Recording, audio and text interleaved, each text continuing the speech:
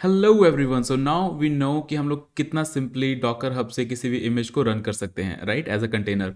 तो अब हम लोग बात करेंगे, before you actually go further and do more practicals, उससे पहले हम लोग बात करेंगे कुछ टर्म्स जो हम बार बार यूज़ करने वाले हैं, ठीक है। तो ऐसा ना हो कि next time we are going to do something और वहाँ पे मैं डॉकर हब रिपोजिटरी इमेज या टैग या कंटेनर बोल रहा हूँ and you don't know the meaning about it कि एग्जैक्टली उसके पीछे मीनिंग है क्या। तो उस चीज़ों को पहले हम क्लियर कर लेंगे, उसके बाद में हम आगे वाले प्रैक्टिकल्स पे मूव फॉरवर्ड करेंगे। सो सबसे पहले हम बात करते हैं डॉकर हब की कि एग्जैक्टली है क्या। तो यार देखो, जब हम लोगों ने डॉकर रन कमांड को रन किया था लास्ट टाइम, ओके, तो उसके आगे एक रिपोजिटरी का यूआरएल दिया था, ओके। तो जो इमेज हम लोगों ने पुल करके उसको रन किया था वो आपकी कहीं ना कहीं ऑनलाइन स्टोर होती है, okay, and that is called Docker hub.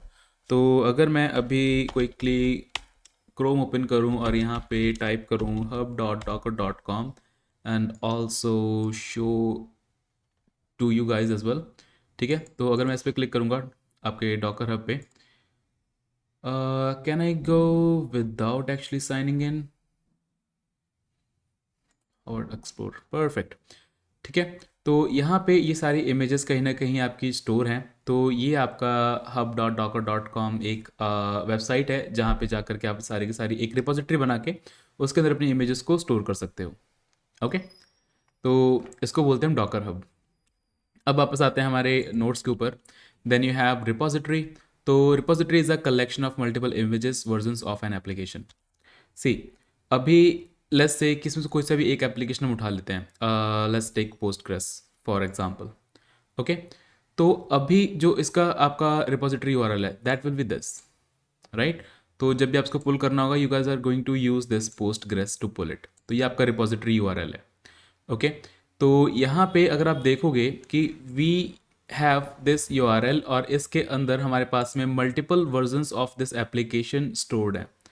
तो हमारे पास में 13.9 अल्पाइन है, then you have this 13.9 Alpine again, then you have this 1.7 version, sorry 17 version, then you have then again this, then again 17, but ये 12.13 वाला है। तो अलग अलग versions of an image can be stored into a repository.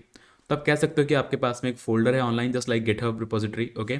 एक folder है जिसके इसके अंदर आप एक ऐप से रिलेटेड सारे की सारी फाइल्स को स्टोर करते हो। तो in the same way Docker के अंदर हम लोग क्या करते हैं कि भाई रिलेटेड इमेजेस जो आप क्रिएट करोगे उसको एक पर्टिकुलर रिपोजिटरी के अंदर डालोगे।